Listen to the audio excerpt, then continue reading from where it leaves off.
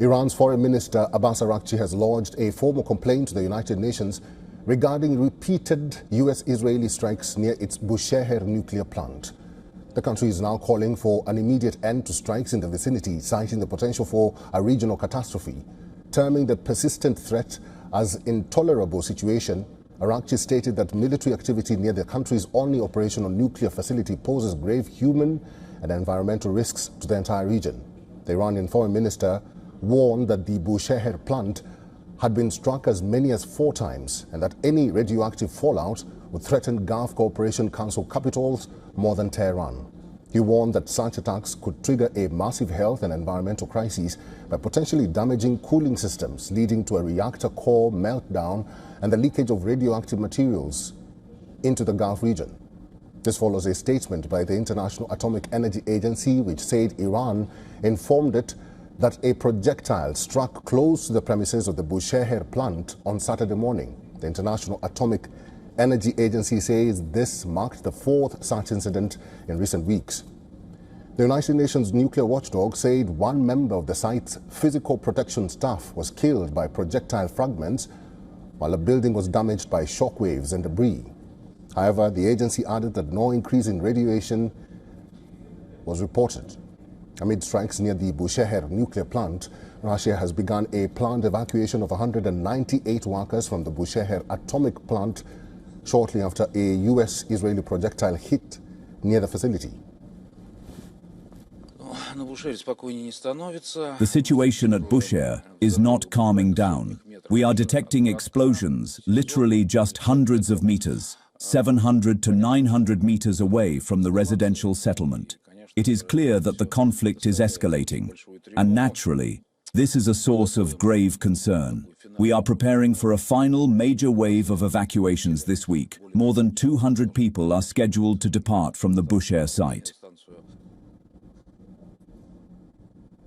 Located in southern Iran on the Persian Gulf, Bushehr is the country's first commercial nuclear power station. Bushehr, coastal region, southwestern Iran, bordering the Persian Gulf on the west, and bounded by the provinces of Hormozgan and Fars on the southeast and east, and Khuzestan on the northwest.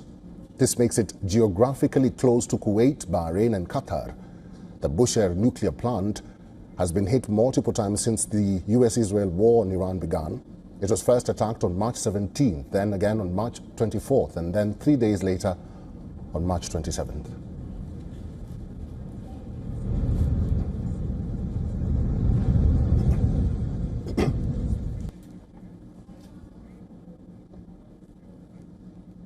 And to discuss more about this, we are now being joined by Mr. Scott Lucas. He's live in Ireland. He's a professor of international politics at University College Dublin. Professor, thank you very much for making time for us and welcome to the broadcast. Should the radioactive fallout from the Bushehr plant be a reason for worry for GCC countries? At least Iran is saying that. Well, at this point, we don't have radiation fallout from these strikes. We need to make that clear, that as the International Atomic Energy Agency has made clear, and indeed Iranian officials have made clear, that there hasn't been an increase in contamination from these strikes. But you clearly have the potential that this could occur. That while the nuclear plant has not been directly targeted, there's no evidence that that has happened. The Bushehr complex is quite a large complex. It has a number of administrative buildings. As you mentioned in your report, it has a number of residential buildings because of staff who work at the plant. And you clearly have strikes that are taking place in the area. Now, neither the Americans nor the Israelis have explained what they could be targeting in the area, nor have the Iranians said what other targets might be present. But this is clearly a situation for concern, because even if the plant has not been directly targeted, all it takes is for an imprecise drone, an imprecise missile to wind up hitting it, to indeed release that radiation and cause the threat that you're talking about. Professor Lucas, now that we're talking about the what-ifs, the foreign minister of Iran did intimate that Gulf nations will be affected more than Tehran in case of an accident. Do you share the same assessment or not? Well, Well, I mean, again, all you have to look is at a previous case of nuclear accidents or the spread of radiation. You could talk about, for example, the Chernobyl incident in the 1980s and what was then in the Soviet Union. You could talk about Fukushima in Japan earlier in the 21st century. You could even talk about the 3 Mile Island incident in the United States in the late 1970s. And, all of this in terms of just, the way that wind patterns set up, the way that radiation doesn't just sit in place, but it could spread. And as you showed in your map, at its narrowest point, Iran is only about 30 kilometers away from the countries that are on the Arabian Peninsula. That includes the UAE, that includes, for example, Kuwait, that includes Oman.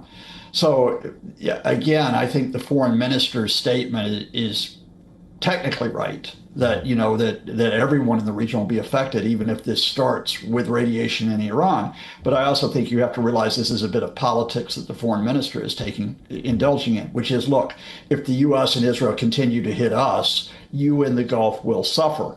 And of course, that is both a political statement and it's a military statement, because Iran will retaliate for these U.S. and Israeli strikes that are trying to hit Iranian civil infrastructure.